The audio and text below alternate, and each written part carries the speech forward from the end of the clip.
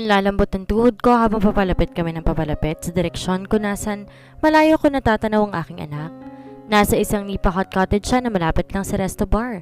Kasama niya si Lizzie at patid kong meron silang pinag-uusapan dahil kitang-kita kong pagkamangha sa mukha ng aking anak. Pabilis ng pabilis ang pintig ng puso ko. Nanlalamig ang aking buong sistema at ramdam kong butil-butil na pawis na tumutulos sa gilid ng aking noo. You okay, babe? Sa ating dalawa mukhang ikaw ang mas kailangan huminga. Carlos commented from behind as if naman di rin siya kinakabahan. Nilingon ko siya at inismiran. Coming from you? Na nanginginig ng boses at kulang na lang maihina sa pantalon? How'd you know? He chuckled a bit. Pilit ko nang itinatago tong kaba ko eh. Napansin mo pa rin? I shook my head and gave him a sardonic smile. Maluloko mong kahit na sino pero hindi ako, Carlos. Mula ulo hanggang paa kilala kita. He roared with laughter as his eyes shone brightly like the sun. Parang gago. Kinilig pati itlog ko. Bastos! I glared at him. Di na ako sumagot pa. Na makalapit kami sa cottage kung nasan si Asher at Lizzie, sinenyasan ko siyang tumigil muna sa paglalakad. Ako munang kakausap sa anak natin. Kapag sinabi kong lumapit ka na, saka ka nang lalapit, naiintindihan mo ba? Paliwanag ko sa kanya. Opo. Tumango-tango siya. Wala ba akong script na nakakaiyak? I looked at him like he was something of a ridiculous person, pero sinakyan ko kung anong trip niya. Gusto mo bang bukas na lang magpakilala sa kanya? Bumalik ka na lang muna sa hotel doon at magsukat ka. Na. Thanks babe, but I think I can do this. Para ngayon palang maimatay na ako. Daing niya. Umiling siya at madramang humawak sa dibdib bago nagpakawala ng marahas na buntong hininga. Kaya mo yan, Carlos. You should be proud of yourself, man. Ang batang yan ang pinakamabilis mag-swimming mong sperm cell. Bulong pa niya sa sarili na parang nababaliw na. Napaismid na lamang ako at napahilot sa sentido. Lalapitan ko na siya. Saad ko sa kanya at kagatlabi siyang tumango. Hindi may pagkakaila ang matinding kaba na bumabalot sa buong katauhan niya. Dahan-dahan akong lumapit sa direksyon kung nasaan si Asher. Nakatalikod siya sa akin kaya hindi niya pa napapansin ang pagdating ko. Si Lizzie ang una nakaramdam sa aking presensya. Siya ang unang lumingon sa akin at kahit di pa ako nagsasalita, naintindihan niya na agad ang nais kong iparating. Nandiyan na si mama mo, Ashi? Nakangiting wika niya sa anak ko na agad namang lumingon sa kinatatayuan ko. Nilitian ko siya at kinawayan. Sinenyasan ko rin siyang lumapit sa akin. Lumiwanag ang kanyang mga mata at patalon na bumaba sa upong kahoy. Mimi, ganda! Sigaw niya at sinilubong ako ng yakap. I shut my eyes and tightened our embrace as I felt his arm tame my raging emotions. Kumala siya sa pagkakayakap sa akin at tinawakan na magkabilang pisngi ko. Mimi, di ba sabi niyo po kakausapin yung real papa ko? Nasaan na po siya? He excitedly uttered and looked around. My lips formed into a tiny smile. Gusto mo na ba siyang makita? He nodded his head eagerly and jumped in glee. Yes na yes, Mimi. Super excited na si Ashi. Matagal ko na po nipipray kay Papa God na makita si real papa ko. Lumambat ang puso ko at tinapigilang yakapin siya ulit na mahigpit. Basta, i-promise mo muna sa akin na kahit anong mangyari, hindi mo ipagpapalit si Mimi. Na love mo pa rin ako kahit kasama mo ng papa mo. He pouted before giving me a peck on my lips. Siyempre, love you always, Mimi. Ikaw pa ang number 1 chicks ni Ashi tapos Kara. I roared with laughter. Naku, mukhang lalaking babaero yata talaga tong batang to ah. Pwede na ba akong sumali? Sabay namin nilingon ni Asha ang pinanggalingan ng baritonong boses. Alanganing ngiti ang binigay sa akin ni Carlos sa sinabayan parang kamot sa batok. Kasi, malamok dun sa pinagtataguan ko. Dagdag na paliwanag pa niya. Papa! Matinis na sigaw ni Asher at agad tumakbo papalapit sa kanyang ama. Carlos, despite being shocked, lowered his body and welcomed our son with a hug. A very warm hug. Sa kabila ng kanyang pananabik na kaya niyang yakapin ang anak ko ng buo ingat at pagkokontrol. Mariin niyang ipinigit ang mga mata upang damihin ng gusto ang pagtatagpo nila. May mga salita silang ibinubulong sa isa't isa hanggang pareho na silang humagulhol ng iyak. Akmang lalapitan ko sila pero pinigilan kong sarili at kontento na lamang sa pagmamasid sa kanila. Kinagat ko ang aking pang-ibabang labi para mapigilan ang panginginig nito dahil sa nagbabad siyang luha. Naghalo-halo ng emosyong nararamdaman ko sa aking dibdib. Merong saya, pagka-guilty at inggit. Kasi nung bata pa lang ako, isa sa mga palagi kong hiling. Sana'y maramdaman ko rin kung anong pakiramdam ng may tatay na nag-aaruga sa akin. Walang araw na hindi ako nainggit sa ibang bata kasi may amang nagpoprotekta sa kanila. Madalas kong tanongin ang sarili ko noon kung ano kayang pakiramdam no excited kang umuwi ang ama mo mula trabaho dahil meron siyang dalang pasalubong para sa'yo. Ano kayang pakiramdam na may masusumbungan ka tuwing may umaaway sa'yo? Yung pakiramdam na hindi ka natatakot madapa at masugatan dahil alam mong merong nakaagapay na ama. Yung ituturing kang prinsesa at di mo na kinakailangan mamalimos ng oras, pagmamahal at atensyon mula sa kanya. Because while growing up, I used to believe that I owed him everything. Yung magandang buhay, marangyang gamit, damit, masasarap na pagkain o kung ano pa mang bagay. Lahat ay utang na loob ko dahil tinanggap niya ako bilang anak niya. Na araw-araw kailangan ko magpasalamat dahil kinupkup niya ako. Na kailangan ko maging sunod-sunuran sa lahat ng gusto at sasabihin niya. Sa pagbabaka sakaling mahal niya rin ako, kagaya ng pagmamahal ay binibigay niya kay Ate Chantal. Pero hanggang sa mawala siya rito sa mundo, hindi ko man lang nakamtan yung pagmamahal na hinahangad ko mula sa kanya. Hanggang sa huling sandali, ang kapatid ko lamang ang bukang bibig niya at hawak niyang kamay ni ate.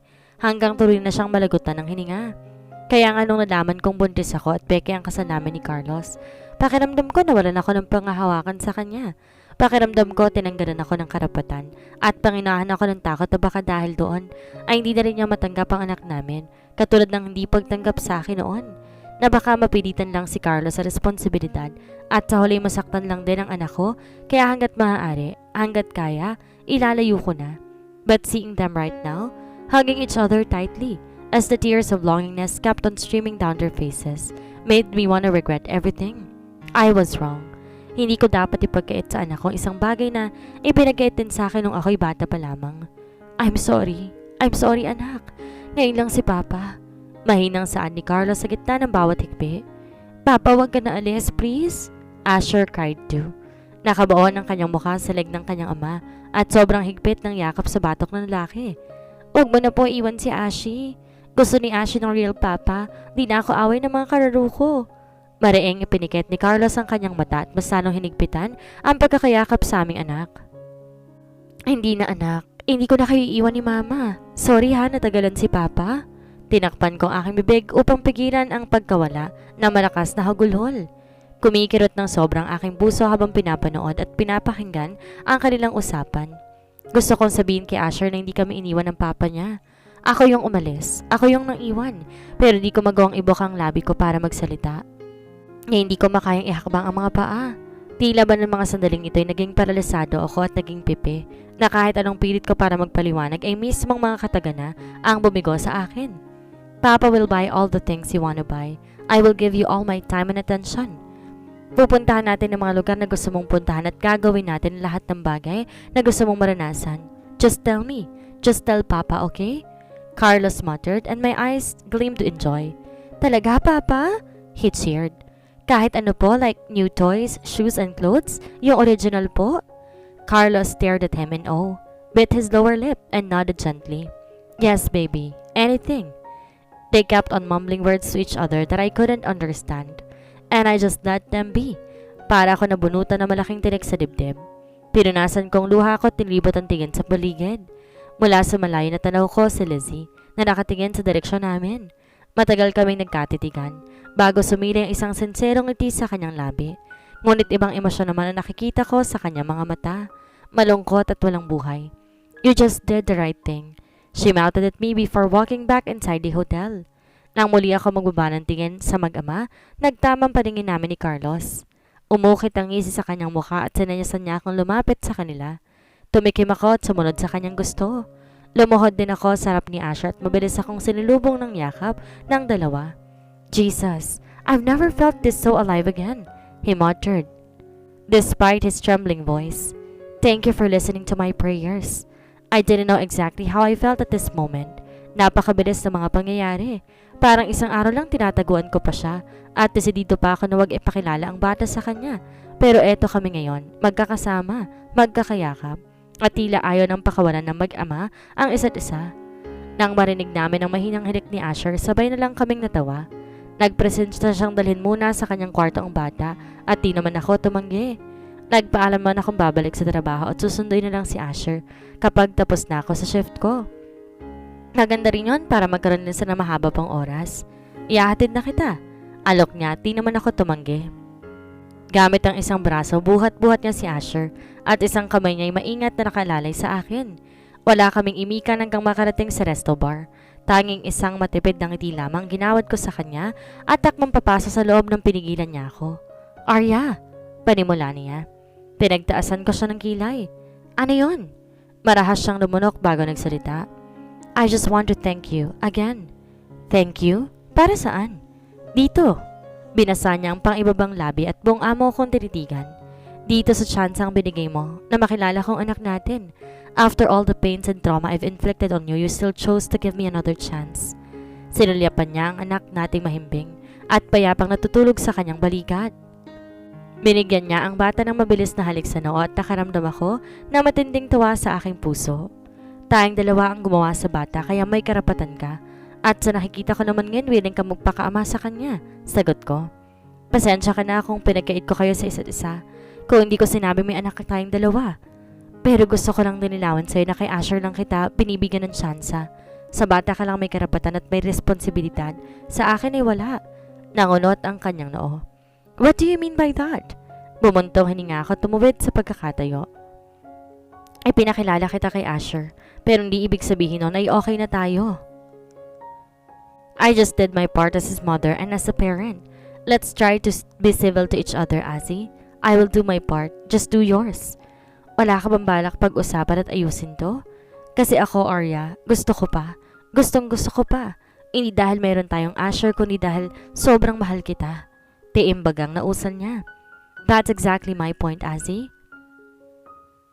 Marami pang dapat ayusin at hindi yun madadala sa simpleng usapan lang. I wanna take this slow. Pwede maging okay tayo pero hindi ko sigurado kung kaya ko pa bang magbigay ng panibagong chance ulit. And besides, I wanted to focus on your son first. Wala akong sagot na nakuha mula sa kanya. Tumitig lang siya sa akin na para bang gusto niyang tumutol. Na para marami siyang gustong sabihin pero sa huli, wala siya nagawa kundi ang sumang-ayon na lamang sa gusto ko. If that's what you want, Sean, I will respect your decision. Basta wag ka nalang umalis o lumayo ulit, please. Mas kaya kong tiisin ng ganitong sitwasyon kaysa hindi kita nakikita or nakakasama. Our conversation ended when something happened inside the resto bar. Hindi sinasadyang matapon ni Kara ang juice sa isang customer at kinailangan ng tulong. Ayos ka lang? Tanong ko sa kanya pagkapasok sa kitchen. Tipid siyang umiti sa akin saka tumango. Ayos lang te, medyo pumalpak lang for today's video. Ikaw okay ka lang? I nodded my head. Oo naman, balik na tayo sa trabaho. Hindi ko na pinatagal pa ang usapan namin at nag-focus na sa kani-kaniyang gawain. Buong araw pakiramdam ko lumilipad ang utak ko pero nagawa ko pa rin naman na maayos ang aking trabaho. Nang matapos ang shift ko agad akong dumiretso sa hotel room ni Carlos para sunduin si Asher. Binigyan niya ako ng duplicate key kaya hindi ko na kailangan pang kumatok. The light was already dim when I entered. Bukas ang television pero walang nanonood. Nakakarat ang mga shopping bags at ang silipin ko iyon, puro mga pambatang damit at laruan. Ang laman, may ilan pang nakakalat sa sahig. Nilibot kong palingin at agad umukit ang ngisi sa aking labi na makita kong aking anak na payapang natutulog sa kama. Nilapitan ko siya, marahang inayos ang comforter na nakapatong sa kanya. Bigla ako napaisip kung gigisingin ko pa ba siya. Nasaan na ba ang tatay mo? Mahinang tanong ko at pahagyapang kumunot ang aking noo. Don't tell me iniwan niyang bata dito para mambabae sa labas. Naku, Carlos! Oh, nandito ka na pala. Anitot sa bartono na mamaos na boses. Nilingon ko ang direksyong pinagmulan ng tinig na sana hindi ko nalang ginawa dahil sakto pagbukas ng pinto ng banyo ay ang paglabas ni Carlos na nakatapis ng puting tuwalya ang bewang.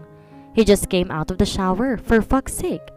I absent-mindedly rolled my eyes through his perfect and masculine body, beads of water freely and smoothly dropping up to his abs. His villain was a bit exposed, saying hi hello to me. Done checking me out? A smudge smirk plastered on his lips as he raised his brows at me. My mouth fell open and I blinked my eyes countless times. Kapal mo ah? Bakit naman kita i-check out? Shopee ka ba? What? He poured out a hearty laugh and shook his head. Nanood sa aking ilong kanyang shower gel nang nampasan niya ako. Dumiretso siya sa isang kwarto kung nasa na isang maliit na walk-in closet. Saka pa lang to nakahinga ng maluwag. Maranak umupo sa couch, sumandal sa sandalan ng upuan at ipinikit ang mga mata. Sa totoo lang, di pa rin maproseso na mabuting aking utak ang lahat na nangyayari sa araw na ito. Pero at the same time, parang nabawasan ng labis ang bigat na dinadala ko sa aking puso. Alam kong tama ang ginawa kong to dahil wala ako makapani isang pagsisi sa dibdib ko. Stay here, Chan. Huwag ka nang umuwi. Dito ka na magpahinga. Nagmulat ako ng mata at nagtamang paningin naming dalawa. Pinagtaasan ko siya ng kilay at nginisiyan. Duda ako sa pahinga. Bigla ko nasabi. Pahinga nga, Arya. Tulog lang. Walang mali siya. Inirapan niya ito at inismiran. Defensive? At least hindi marumi ang laman ng utak. He fired back. Dumiretso siya sa kitchen para maghanda ng pagkain. Tumayo ako upang sundan siya. Mula sa titimplang juice ay sinulyapan niya ako. Stay here, okay? Hindi pwede. Pwede kong iwan sa'yo si Asher pero ako kasi kailangan kong umuwi. Kailangan kong punan si Nanay Vicky sa ospital. Baka mag-alala din si Elias. Natigilan siyang saglit nang banggitin ko ang pangalan ng lalaki. Matamlay niya ako nilingon. Hindi pa rin namamatay ang pag-asa sa kanyang mga mata. But it's already late in the evening, Chan. Pwede naman magpahinga ka saglit dito tapos sasamahan kitang pumunta ng ospital. I gave him a sigh and gave him a lazy stare. Carlos, nasabi ko na sa'yo kanina, hindi ba? Hanggang kay Asher lang ang responsibilidad mo. Siya ang pagtutuunan mo ng pansin at hindi ako. I am just worried for you, Arya. Pati ba naman yun, bawal na? A faint smile formed on my lips as I stood up straight, ready to leave this place. Hindi mo kailangan mag-alala. Baka nakakalimutan mo na kayanan mong mabuhay ng 3 taong wala ka. I mean, no harm of what I have said to him, but when I saw how pain crossed through his eyes, I felt a sudden guilt inside my chest. Alam kong mali ako sa parting yun, kaya naman agad akong humingi ng tawad sa kanya. At sa kabutihang palad di na naging malala pa at natapos ang gabi na okay kaming dalawa. Meron pa ring awkwardness dahil matagal din ang 3 taon na hindi ko siya nakita o nakasama. Parang kahit anong pilit niyang pagpapagaan sa sitwasyon, ay meron pa ring malaking bakod na nakatayo sa pagitan namin ni Carlos. At di ko naman ipipilit bumalik kaagad yung pagiging komportable ko sa kanyang presensya. Kagaya nga ng sinabi ko, everything will take time. Hindi kailangan biglain, hindi kailangan pilitin. We've been through a lot. The heartaches and traumas were still here and it couldn't be erased in an instant. Kung meron man akong natutuhan sa mga karanasan at pinagdaraanan namin ni Carlos, kapag may mga bagay na minamadali, mas lalo nagkakamali. Kapag ipinipilit, mas lalong masakit. Lahat ng desisyon at salita kailangan pag-isipang mabuti dahil hindi mo na ito mababawi. Ngayon ko lang napagtanto na tama nga sinabi sa akin ni Ate Chantal noon na wala sa huli ang pagsisisi. Palagi ito nasa gitna dahil sa huli matututo ka. Papa, pwede magpabili si Ashi ng new shoes and toys? I was back from my reverie when I heard my son's voice whispering to his father. Dikit na dikit ang labi niya sa tenga ng tatay niya para lang di ko marinig. Nakaupo kami sa mahabang couch at napapagitnaan namin ni Carlos si Asher, kaya ako naman pag-usapan nila narinig ko pa rin. Day off ko ngayon sa trabaho at kasalukuyan kami nasa loob ng hotel room ni Carlos para manood ng movie.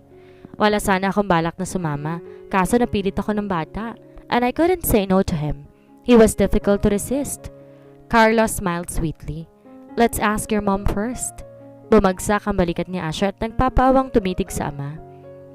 Saglit kami nagkatinginan ni Carlos bago ko palihim na umirap.